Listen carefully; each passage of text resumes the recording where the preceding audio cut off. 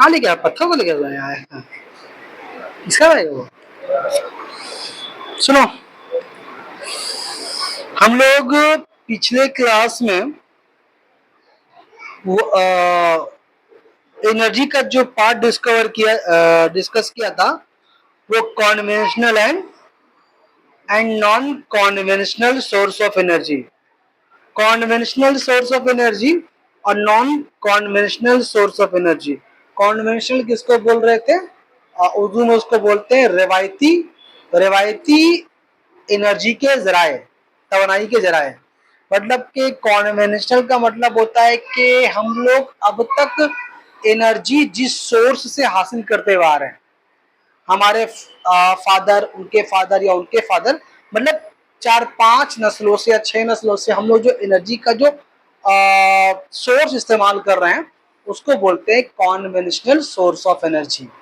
मतलब कि एनर्जी हम लोग क्या इस्तेमाल कर रहे हैं, पेट्रोल, डीजल, कोयला, कैरोसिन, लकड़ी, ये सब क्या चीज है, एनर्जी का कॉन्वेंशनल। मतलब कि अगर किसी को हीट हासिल करना है और कुछ बनाना है या कुछ काम करना है, तो अगर वो एनर्जी ले रहा है तो कहाँ से ले रहा है, इन्हीं जगहों से ले रहा है। तो लेकिन उसका एक उल्टा क्या है, non conventional source of energy. मतलब एनर्जी की वो जराए जो गैर रिवायती है। गैर रिवायती मतलब उनका चलन अभी उतना आम नहीं है जितना हम लोगों का रिवायती एनर्जी का चलन है। अभी चलन तो आम नहीं है, आहिस्ता आहिस्ता वो चलन में, मतलब इस्तेमाल में एनर्जी का वो सोर्स आ रहा है। आज से 200 साल, 150 साल पहले या 100 साल पहले लोग, 100 साल क्या, 50 साल पहले भी लोग ऐसा नहीं सोच सकते थे कि और भी डिफरेंट तरीके से एनर्जी हम लोग पैदा कर सकते हैं। अब आज के ज़माने में हवा से भी एनर्जी पैदा की जा रही है। आज के ज़माने में क्या बोलते हैं, टाइड्स, ज्वार भाटा से भी एनर्जी पैदा की जा रही है। आज के ज़माने में सूरज से तवानाई हासिल की जा रही है। आज के ज़माने में मतलब गंदे चीजें, मतलब के जिस आम भाषा में अगर हम बोले, हम कौ डंग, गोबर, इन सब चीजों से भी एनर्जी हासिल की जा रही है। अभी बड़े पैमाने पे आहिस्ता आहिस्ता इस्तेमाल हो रहा है। अभी पिछले कुछ 30-40 सालों में पूरी दुनिया, अगर हम अपने ही हिंदुस्तान के बारे में बात करें, तो आहिस्ता आहिस्ता हम लोग रवायती एनर्जी के जराए से कहाँ चले आए हैं, गैर रवायती एनर्जी की तरफ चले आए। यानी कि कॉन्वेंशनल से हम लोग नॉन कॉन्वेंशनल शिफ्ट कर लिए हैं। आपको एग्जांपल अगर दे, तो अगर आज से 20-30 साल पहले आप जाएं, आप शायद छोटे, आप पैदा नहीं होंगे उस वक्त, अपने बड़े भाई से या अपनी अम्मी से पूछेगा कि पहले आप लोग खाना कैसे बनाते थे, तो बोलेंगे केरोसिन तेल से बनाते थे, केरोसिन तेल से बनाते थे, कोयले से बनाते थे, लकड़ी से बनाते थे, इससे बनाते थे। लेकिन आज क्या है, आज केरोसिन ऑयल बिल्कुल एकदम समझ लो खत्म हो गया है। अब तो बहुत मिलता भी नहीं है और लोग उसको इस्तेमाल भी नहीं करते हैं। अब लोग खाना किससे बना रहे हैं, गैस से बना रहे हैं। तो गैस जो है वो क्या है, एनर्जी का गैर रवायती जरिया। मतलब कि ये शुरू चलन में नहीं था, अब कुछ सालों से चलन में आया है और लोगों में ये आम है। ठीक है, आज से कुछ साल पहले लोग ये सोच भी नहीं सकते थे कि बैटरी से कार चलेगा, बैटरी से बस चलेगी, किसी को नहीं पता था। देखिए आज के दौर में, जिस दौर में हमारा आप जी रहे हैं, हम देख रहे हैं कि बैटरी से गाड़ियां चल रही हैं और ये काफी तेजी से बढ़ रही हैं। बसें चल रही हैं बैटरी से, कार तो बहुत सारा, जहां पर तुम देखो ग्रीन नंबर प्लेट है, समझ लो वो इको फ्रेंडली गाड़ी है। मतलब कि वो इलेक्ट्रिक गाड़ी है। इलेक्ट्रिक गाड़ी मतलब वो बैटरी चलने वाली गाड़ी है। बैटरी चलने वाली गाड़ी का खास फायदा क्या है, खास कर अहम फायदा क्या है कि हवा को, हमारे एटमॉस्फेयर को पोल्यूट नहीं करता, हमारे एटमॉस्फेयर गंदा नहीं करता। उससे जब वो इंजन चल रहा होता है, देखिए उससे काला ब्लैक धुआं नहीं निकल रहा होता।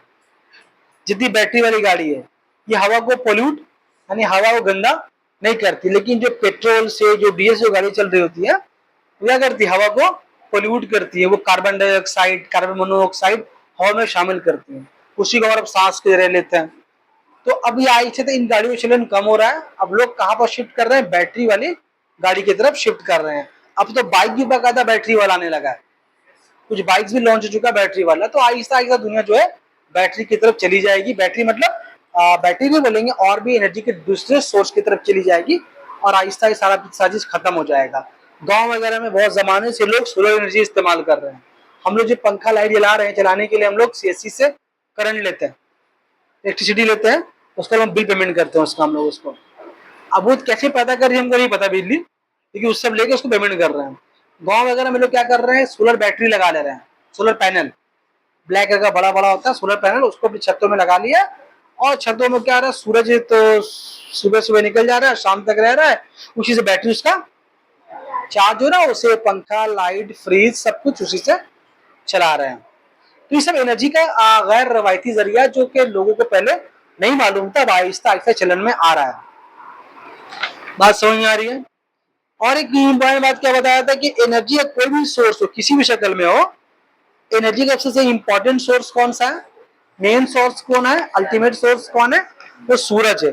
तवानाई कुछ भी तवानाई का एनर्जी या कोई भी शक्ल लो, वो कहीं ना कहीं उसका अगर उसका तुम लिंक तलाश करना शुरू करोगे, ये कैसे आया ये कैसे आया, तो लास्ट में कहां पहुंचोगे, सूरज के पास पहुंचोगे। तो सूरज ही इस तवानाई का सबसे अहम जरिया है हम लोग के इस अर्थ पे। ठीक है। तो एनर्जी कितना तरह का हो सकता है, एनर्जी बहुत तरह का हो सकता है। एनर्जी मतलब अनकाउंटेबल तरीके का एनर्जी हो सकता है। जैसे कि फॉर एग्जांपल सोलर एनर्जी जिसके बारे में बात कर रहे हैं, विंड एनर्जी इसके बारे में बात कर रहे हैं, जियोथर्मल एनर्जी, बायोमास एनर्जी, और अगर बात करें यहाँ पर सोलर बैटरी है, और तुम्हारा यहाँ पर एक साउंड एनर्जी है, लाइट एनर्जी है, मैकेनिकल एनर्जी है, मतलब एनर्जी के बहुत टाइप्स है, एटॉमिक एनर्जी है। और क्या क्या एग्जांपल दे आपको हम, लाइट एनर्जी बोला, हीट एक तरह का एनर्जी है, मैकेनिकल एनर्जी है, इलेक्ट्रिकल एनर्जी है, साउंड एनर्जी है, केमिकल एनर्जी है। इस तरह के बहुत सारे एनर्जी के टाइप्स हैं। तो हम लोग को जो बात यहाँ डिस्कस करना है अभी, कि हम लोगों को कुछ एक इंस्ट्रूमेंट का नाम दिया जाएगा, कोई इंस्ट्रूमेंट का नाम दिया जाएगा और बोला जाएगा बताओ इस इंस्ट्रूमेंट में कौन सा एनर्जी किस फॉर्म में कन्वर्ट हो रहा है।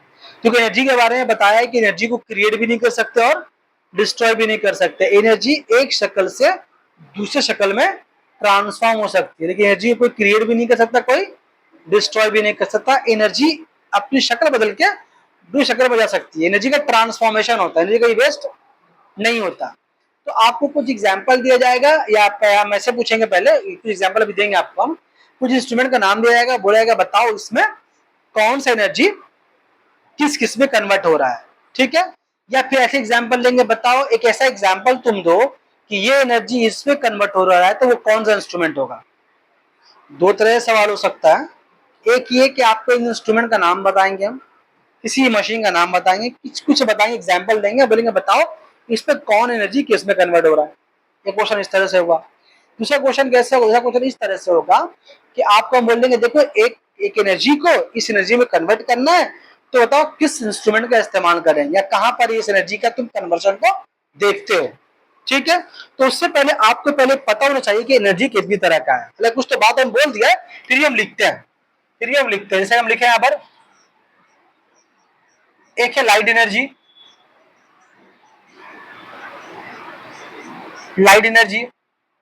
उसके अलावा हीट एनर्जी। बस एनर्जी जब पढ़ रहे हैं तो आपके जहन में यह बात रहे एनर्जी क्या चीज है, काम करने की सलाहियत को तवानाई कहते हैं। ठीक है। अच्छा, इसके अलावा साउंड एनर्जी, पहले हम साइड में लिख दे, फिर आपको हम sound energy, electrical energy, mechanical, सब नाम लिख रहे हैं आप, इसी बात में जोड़ देंगे, मैकेनिकल एनर्जी,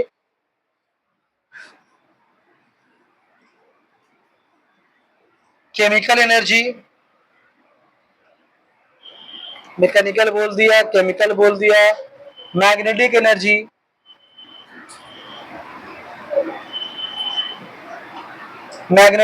है, हीट एनर्जी लिख दिया है, मैकेनिकल भी लिख दिया है, और कुछ छूट रहा भी है बहुत सारे। एक्चुअली को आपका एटॉमिक एनर्जी भी होता है, ऊपर लिखा लाइट एनर्जी हो जाएगी। अच्छा लिख दे रहे हैं उसको हम, हाँ लिख दे रहे हैं।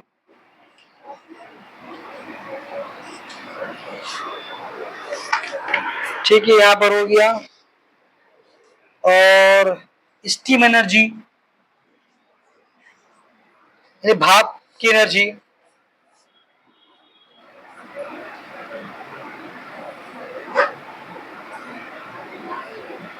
ठीक है, और आगे तो बता देंगे, ठीक है।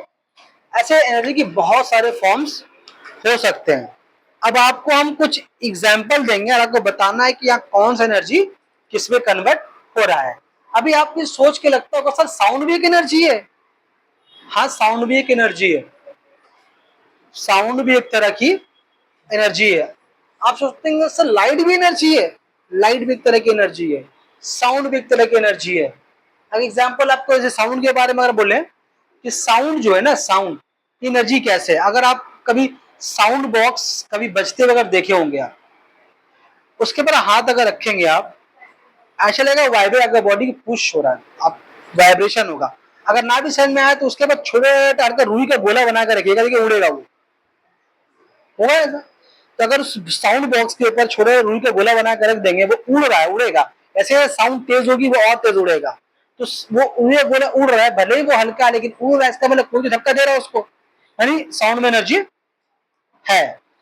अब साउंड एनर्जी और एक बात क्या चीज है, जो मेरी आवाज जो आप तक पहुंच रही है, मेरी आवाज जो आप तक पहुंच रही है, ये मेरे साउंड में एनर्जी हम क्रिएट कर रहे हैं। वो एनर्जी मतलब मेरे अंदर जो खाना है, जो एनर्जी आया है, जो केमिकल एनर्जी मेरे अंदर है, हम उस केमिकल एनर्जी को साउंड में कन्वर्ट कर रहे हैं, साउंड में। फिर वो साउंड एनर्जी आहिस्ता आहिस्ता आपके कानों तक पहुंच रही है। अभी साउंड जो वहां तक पहुंच रही है, तो मेरी जो आवाज है, मेरी जो आवाज है, ये हवा है, बहुत सारे पार्टिकल्स है, वाटर मॉइस्चर है, उनको धक्का देके आवाज पहुंच रही है। उनको हम जब बोल रहे होते हैं तो मेरी आवाज मेहनत करती है यहाँ से वहां पहुंचने तक। और मेरी आवाज का माना डिपेंड किस पे करता है कि हम कितना तेज बोल रहे होते हैं। जितना तेज को एनर्जी देंगे वो उतनी जल्दी आगे जाएगी। या कोई बात अगर नॉर्मल बोलेंगे तो लड़की क्या बोले, सर आप जोर से बोलिए, आवाज सुनाई नहीं दे रही है। मतलब क्या, आप लोग सुन तो पा रहे थे, वो सुन नहीं पा रहे थे। मतलब क्या कि हम जो एनर्जी दिया साउंड में, वो कूद जाने के बाद वो क्या हो गया, वो उसका असर खत्म हो गया। ये जोर से बोल रहे तो आवाज वहां तक पहुंच रही है। ये आवाज जब पहुंच, जहां भी अभी जो सामने बैठे हैं, जो लोग पीछे दूर बैठेंगे, तो सामने वाले के पास आवाज तेज जाएगी, पीछे वाले आवाज थोड़ा स्लो जाएगी। ऐसा क्यों जा रहा है, रफ्तार आवाज का कम क्यों हो जा रहा है? क्योंकि मेरी आवाज को यहाँ पर बहुत सारे वाटर पार्टिकल्स हैं, डस्ट पार्टिकल्स हैं, ऑक्सीजन गैस है, डिफरेंट तरह के और भी गैसेस है, उनको धक्का देके जाना पड़ रहा ना। भले देखने में कुछ नहीं है लेकिन है तो, तभी तो पंखा चला रहे हैं हम लोग, हवा हमारे बॉडी में लग रहा है। हवा तो यहाँ पर है, और हवा क्या है, एक मिक्सचर है, उसमें बहुत सारी चीजें पहले से मौजूद है। तो साउंड भी एक तरह का एनर्जी है। साउंड में अगर एनर्जी नहीं होता ना, तो आप बोलते और आप सुनते भी नहीं। बात समझ में आ रही है? उसको उठा दो, उसे सुन रहा है। तो ऐसे ही विंड भी एक तरह की एनर्जी है। विंड तो एनर्जी है, अगर कोई बहुत तेज हवा चले, पटना आदमी खड़ा है, उड़ के फेंका जाएगा। बता रहे उसको भी, मान लो खिड़की में एक प्लास्टिक की जग रहे थे, तेज हवा चलेगी, वो गिर जाएगा। हवा में एनर्जी है, ठीक है ना। एटॉमिक एनर्जी के बारे में बात करें, एटॉमिक एनर्जी का मतलब होता है कि किसी एटम्स के बीच में, एटम्स के बीच में जो एनर्जी, एटम्स के बीच में एनर्जी का मतलब क्या हो रहा है, ये इन सारे एनर्जी के मामले में सबसे स्ट्रॉन्ग एनर्जी है। इसी से एक टर्म बना है एटम बॉम्ब। नाम सुने आप एटम बॉम्ब? एटम बॉम्ब कहाँ का, कब कब गिराया गया था, कहाँ गिराया गया था? ये जापान में गिराया गया था ना, और सेकेंड वर्ल्ड वॉर के दौरान गिराया गया था। पता आप लोगों को? जापान में, अमेरिका ने गिराया था। इतना ही बड़ा बम होगा, 2 बम गिराया गया था, तो एक कंप्लीट फटा, एक कंप्लीट नहीं फटा था।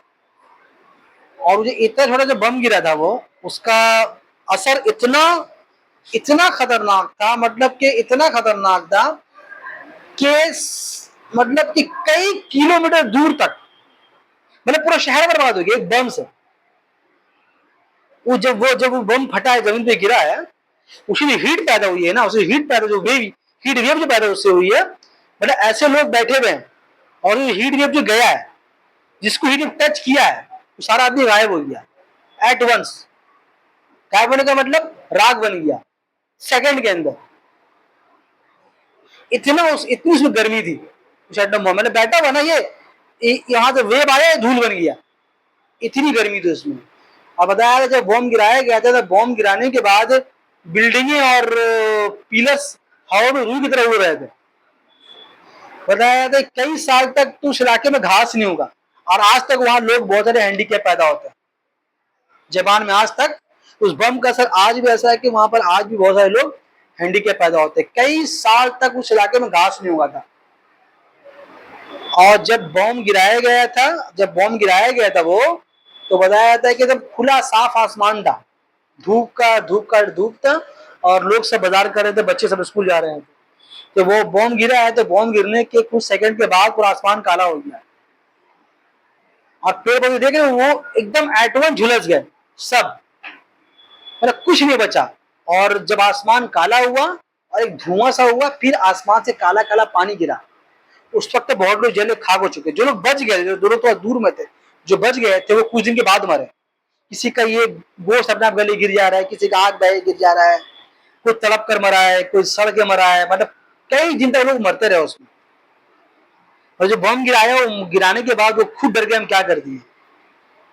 बात समझ में आ रही है। उसके बाद फिर अमेरिका उसको बहुत फंड दिया, उसको फिर उसके शहर को रीबिल्ड करने के लिए। फिर बहुत लंबी कहानी आप लोग पढ़ेंगे, हिस्ट्री वगैरह में है। 1942 का जो एटम बॉम्ब गिराया गया था हिरोशिमा नागासाकी, वो है। ये बात कहाँ से आ गया भाई, पूछ लिया, वहां से आ गया। तो बहुत डिवास्टेटिंग, मतलब अब तक उसके बाद से एटम बम गिराया नहीं गया आज तक। उसके बाद से एक ट्रेटी बन गया सब मुल्क के दौरान, जंग जितना भी होगा एटम बम किसी पे नहीं गिराया, क्योंकि उससे इंसानी का इतना जान का नुकसान होता है कि आप इमेजिन नहीं कर सकते। आपका आप राख बन जाएगी एट वंस 10 सेकंड में, और कई साल तक तो घास फसल नहीं होगी।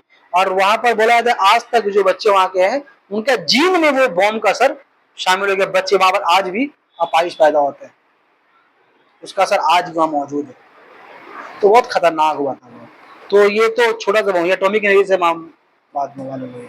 खैर बहरहाल, इसके बारे में हम लोग पढ़ेंगे क्लास 10 में, जिंदा रहे हम लोग तो हम लोग पढ़ेंगे। इसमें एक चैप्टर हम लोगों का एटॉमिक न्यूक्लियस, वहां पढ़ेंगे। बात समझ में आ रही है। तो एक एटम्स के बीच में बहुत एनर्जी होता है। तो एटम के बीच में एनर्जी बोलने का मतलब क्या है, आप ये पेन का नीब देख रहे हैं, पेन का नीब शायद स्टील का होगा।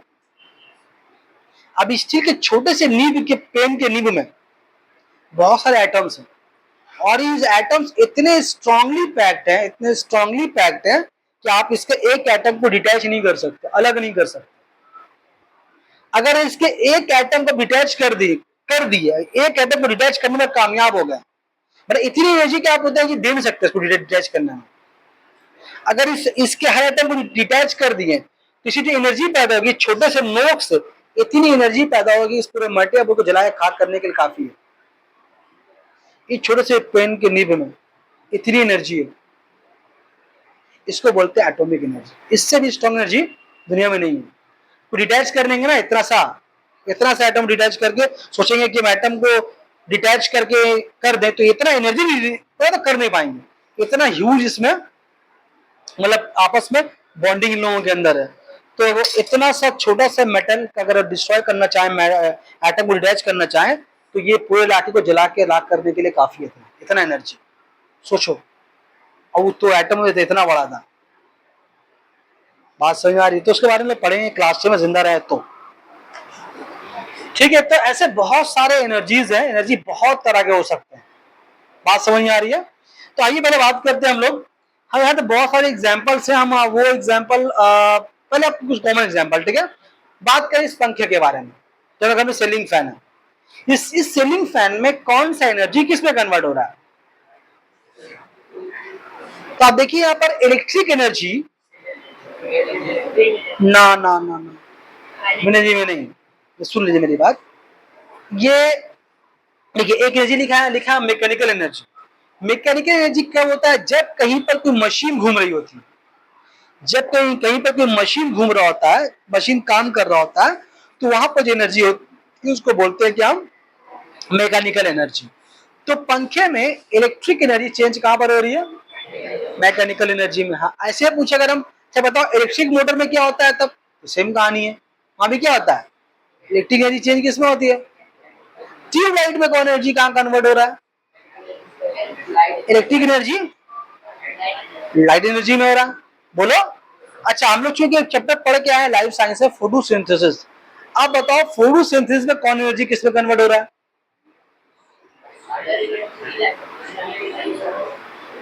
बोलो। अगर आप ध्यान दें वहां पर, तो वहां पर जो सोलर एनर्जी है वो चेंज हो रहा है केमिकल एनर्जी में। कुछ एक केमिकल कंपाउंड बन रहा है, कार्बोहाइड्रेट, उसको फिर हम खा रहे हैं, है ना, तो खा के फिर एनर्जी वहां हासिल कर रहे हैं। तो फोटोसिंथेसिस में क्या, बहुत क्वेश्चन पूछते एग्जाम में इसके बारे में। अगर आप एग्जाम में अगर आया होगा तो आया होगा, नहीं आया होगा तो कभी ना कभी एग्जाम होगा तो आया क्वेश्चन होना कि फोटोसिंथेसिस में कौन एनर्जी किस में कन्वर्ट होता है। तो कौन एनर्जी किस में कन्वर्ट हो रहा है, लाइट। हम लिख ले रहे हैं, आप वीडियो से सुन सुन के नोट कीजिएगा, ठीक है। लाइट एनर्जी कहाँ कन्वर्ट होता है, केमिकल एनर्जी में कन्वर्ट होता है। अगर आपसे हम पूछे बताओ साउंड बॉक्स में light energy, sorry electric energy, sound energy में। अगर आपसे हम पूछे इलेक्ट्रिक हीटर में,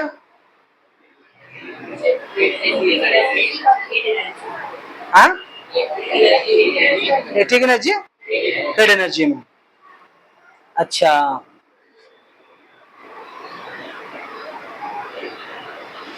और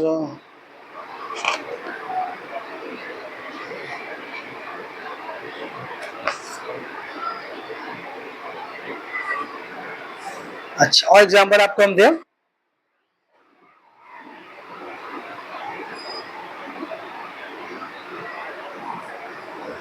एग्जांपल आप पूछे, अगर पूछे आपसे हम हीट एनर्जी से मैकेनिकल एनर्जी, हीट एनर्जी से मैकेनिकल एनर्जी, हीट एनर्जी से मैकेनिकल एनर्जी, ठीक। स्टीम भाप से चल रहा है ना, तो भाप बंद कैसे रहा है, गर्मी हीट देके, तो हीट कहाँ चेंज हो रहा है, आपका मैकेनिकल एनर्जी में। इसका एग्जांपल आप ये भी समझ सकते हैं कि आप घर में कुकर देखे अपना, सीटी अपने आप ऊपर जाता है, मतलब हिल रहा है ना, मैकेनिकल उसमें तो आ रहा है हरकत, तो वो एनर्जी कहाँ से मिलता है, हीट से मिल रहा है उसको। तो ठीक है, बात समझ में आ रही है। हीट कहाँ चेंज हो रहा है मैकेनिकल एनर्जी में, एग्जाम्पल ठीक दिया भाई। अच्छा,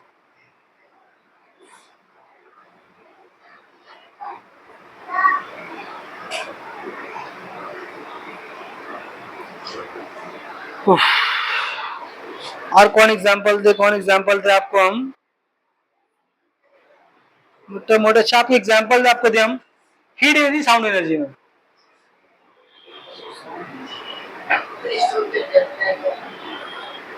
पटाखा,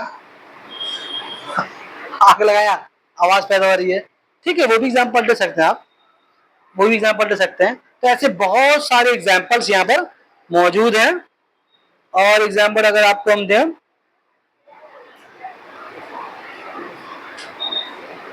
मैकेनिकल एनर्जी में, ठीक है, इतना ही काफी है।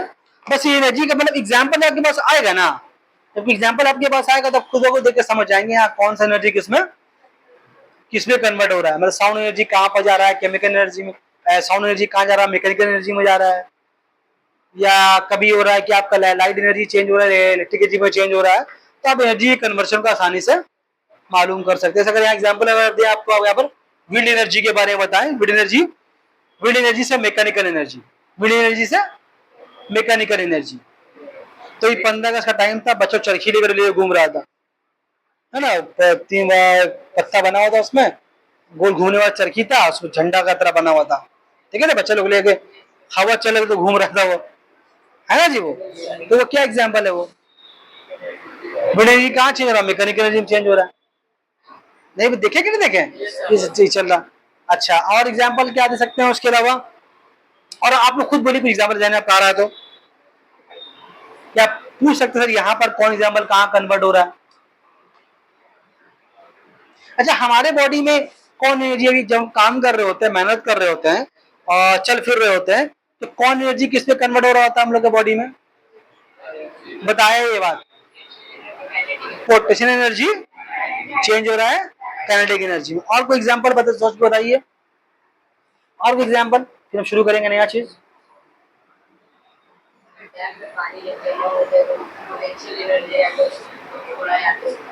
डैम में जो पानी जमा रहता है, वहां भी बोल सकते हैं आप कि पोटेंशियल एनर्जी चेंज हो रहा है आपका, वहां बोल सकते चेंज हो रहा है इलेक्ट्रिक एनर्जी में।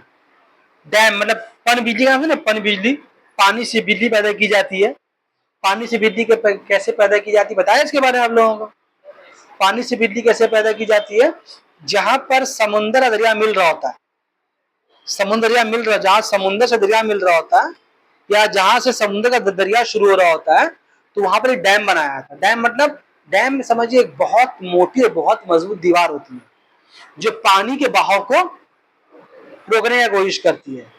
तो समुद्र जहां पर, समझिए समुद्र उस तरफ है, यहाँ पर रिवर है, तो समुद्र का जहां रिवर शुरू होता है वहां पर बहुत मजबूत, बहुत मजबूत मतलब बहुत मजबूत, आपकी सोच से भी ज्यादा मजबूत, जितना मतलब सोच रहे हैं उससे ही मजबूत, तो वो दीवार बनाई जाती है। क्योंकि समुद्र के पानी को रोकना है, मामूली आपका घर का लीकेज को नहीं रोकना है, पाइप का पानी को रोकना है, समुद्र के पानी को रोकना है। तो समुद्र के पानी को रोकने के लिए तो वहां डैम बनाया जाता है। रोकने का मतलब क्या हो रहा है? देखिए, हम लोग का अर्थ में एक जो रोटेशन और चांद और जमीन के बीच में एक अट्रैक्शन है, जिसको बोलते हैं काइनेटिक कशिश, इसको बोलते हैं फोर्स ऑफ अट्रैक्शन, इसको एक भाषा में हम लोग ग्रेविटेशनल फोर्स भी बोल सकते हैं। उसके बिना पर क्या होता है, चांद और जमीन में खिंचाव पैदा होता है। खिंचाव पैदा होने की वजह से जमीन में क्या होता है, ज्वार भाटा होता है, पानी की सतह कभी ऊपर जाती है कभी नीचे आती है। ज्वार का मतलब पानी ऊंचाई की तरफ जाएगा और भाटा का मतलब पानी नीचे। इसको टाइड्स के नाम से जानते हैं, हाई टाइड और लो टाइड के नाम से जानते हैं। जो दरिया के आसपास रहते हैं उनको पता है कि दरिया का पानी ऊपर नीचे होता रहता है, एक टाइम में ऊपर होता है, एक टाइम में नीचे होता है। आइडिया लोग है इसका, जानते हैं इसके बारे में? तो ये जमीन और चांद के बीच में कायनाती कशिश की वजह से होती है, और ये छोटा मोटा कशिश नहीं है। मतलब सपोज कीजिए कि समुंदर में अगर चांद का कशिश अगर है पानी खींचने का, तो पानी खींच तो पाता नहीं है वो, लेकिन कशिश की वजह से पानी का हाइट बहुत ऊंचा होता है। तो पानी का हाइट जब बहुत ऊंचा हो जाता है तो वो पानी आना चाहता है दरिया की तरफ, लेकिन यहाँ पर क्या बनाया जाता है, डैम बना दिया जाता है। अब पानी बहुत ताकत से आना चाह रही है इस तरफ, लेकिन यहाँ पर क्या है, यहाँ डैम बना, डैम पानी को दरिया में आने नहीं दे रही। जब पानी मैक्सिमम हाइट पे पहुंच जाता है तो करता क्या है, वह एक बड़ा सा क्या बोले अब गेट टाइप का होता है, उसको खोला जाता है। ये एक मूवी में थोड़ा बहुत दिखाएगी, आप ये मूवी देखिए धूम 3, आमिर खान लटका रहता है लास्ट सीन में, वो डैम है, वो पानी का डैम है। छोटा मोटा डैम दिखाया गया, छोटा मोटा डैम दिखाया गया है पुष्पा फिल्म में, जो लकड़ी लेके भागता है, बोले डैम खोलो लकड़ी, तो वहां छोटा मोटा डैम दिखाया गया। वो जो डैम दिखाया गया धूम 3 में, वो डैम बहुत खतरनाक डैम है। उसके अलावा आप लोग कोई यहाँ से कोई सिल्लीगुड़ी के भी गए? सिल्लीगुड़ी कोई गया आप लोग में से? कोई दार्जिलिंग के भी कोई गया आप लोग में? आप गए?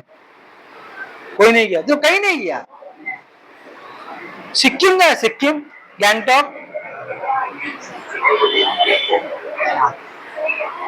तो हम लोग का यहाँ फरक्का डैम है सिल्लीगुड़ी में, वहां समुद्र दरिया से मिलता है। फरक्का डैम है, डैम है, कभी जाना अगर हुआ तो वो ट्रेन यहाँ से रात में छुटती है। दार्जिलिंग जाना है, सिक्किम अगर जाना है आपको, तो आपको जाना पड़ेगा जलपाईगुड़ी जो एनजीपी, वहां जाने के लिए ट्रेन जो है सिल्लीगुड़ी गुजरती है डैम के ऊपर से, और वो सुबह सुबह सिल्लीगुड़ी के पास ऊपर, सिल्लीगुड़ी पहुंचना था आपका, वो डैम से गुजरेगा ट्रेन, और वो सुबह के वक्त 4:30-5 बजे ट्रेन गुजरती है। तो वो बहुत बड़ा खौफनाक मंजर होता है, अगर तुम देखोगे ना और दिल दहल जाएगा। आवाज होती है वहां पर, लगता समुद्र बात कर रहा है, चिल्लाता है, हु आवाज होती है, वो बहुत खतरनाक। वहां दीवार तो देखोगे तो हालत खराब हो जाएगा। तो बहुत कमजोर दिल वालों के लिए नहीं है वो।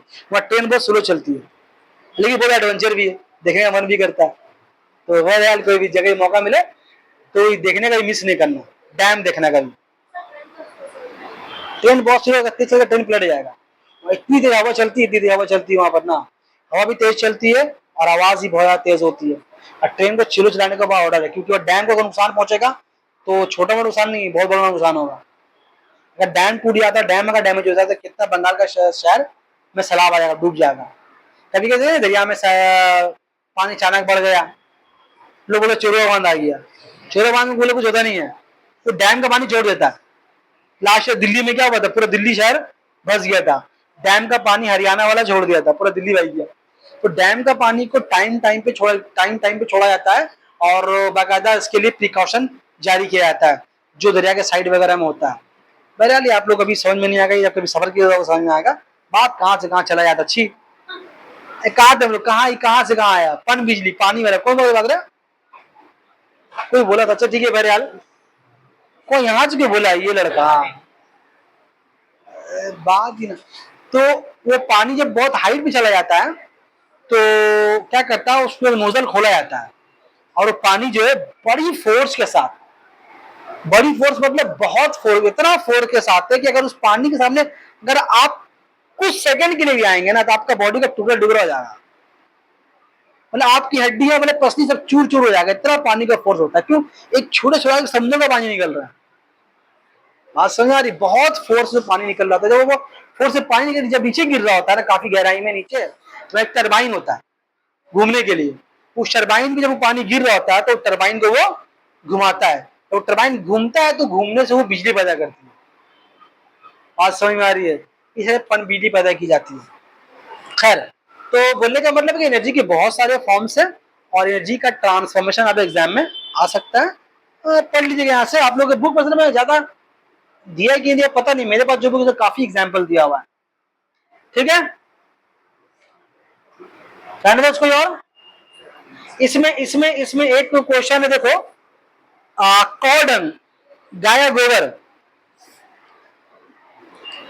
यहां पर कौन एनर्जी किसमें कन्वर्ट होता है। तो यहां पर आप ध्यान दें तो गाय का गोबर का जलना एक केमिकल एनर्जी है, ठीक है, जल के राख बन जाता है वो। तो यहाँ पर केमिकल एनर्जी से वो क्या मिल रहा है, हीट मिल रहा है, हीट एनर्जी मिल रहा है, और आप चाहे तो उससे रोशनी भी कर सकते हैं, लाइट भी मिल रहा है उससे आपको। बात समझ में आ रही है। अच्छा, यहां पर एग्जाम्पल, अच्छा एग्जाम्पल दिया है, light from fire fly. Fire fly में जो लाइट है वो कौन सी लाइट किस में कन्वर्ट हो रहा है। अरे फायर फ्लाई जुगनू भाई, उसके पीछे में लाइट है तो लाइट जलता है ना। अब तो खैर बहुत कम देखने को, कभी कभी इधर आ जाता है कमरे के रात के वक्त, तो जंगल वंगल यहाँ है ना, यहाँ पर पेड़ पौधा बहुत सारा है, तो रात में कभी कभी उड़ते उड़ते 3-4 पीस चला आता है, अच्छा लगता है देखने में। तो उसमें क्या होता है, उसमें केमिकल एनर्जी चेंज होता है आपका, लाइट एनर्जी में चेंज होता है। और कोई एग्जाम्पल तो बता रहे हैं आपको, टेलीफोन, अगर टेलीफोन में बात कर रहे हैं, फोन में बात कर रहे हैं, या कौन सी एनर्जी किस में कन्वर्ट हो रहा है। तो यहां पर साउंड एनर्जी चेंज हो रहा है इलेक्ट्रिकल एनर्जी में, इलेक्ट्रिक एनर्जी फिर चेंज हो रहा है साउंड एनर्जी में, क्योंकि जो मेरी बात सुनेगा वो तो इलेक्ट्रिक एनर्जी में, साउंड एनर्जी सुनेगा मेरा वो। तो साउंड चेंज होता है किसमें, इलेक्ट्रिक एनर्जी में, इलेक्ट्रिक कहां जो होता है फिर आपका साउंड एनर्जी में। ठीक, और क्या एग्जांपल दे आपको, टॉर्च में, टॉर्च में, इलेक्ट्रिक टॉर्च में, बैटरी टॉर्च में, टॉर्च में कौन एनर्जी कहां कन्वर्ट हो रहा है, इलेक्ट्रिक एनर्जी। इलेक्ट्रिक एनर्जी बोलना ठीक नहीं होगा वो, क्योंकि क्योंकि बैटरी के अंदर इलेक्ट्रिक एनर्जी नहीं होती है, उसके अगर बैटरी को भी खोल के आप देखेंगे ना, उसमें कुछ केमिकल्स होता है, चारकोल होता है, ग्रेफाइट होता है, कोयला, कुछ केमिकल्स उसमें होते हैं, तो उसमें केमिकल रिएक्शंस होता है। उस केमिकल रिएक्शन के बिना पे क्या होता है, आपके टॉर्च में बिजली पैदा हो सकती है। आप ये बोल सकते हैं कि केमिकल एनर्जी से पैदा हो रहा है इलेक्ट्रिक एनर्जी, उससे भी पैदा हो रहा है क्या, लाइट एनर्जी।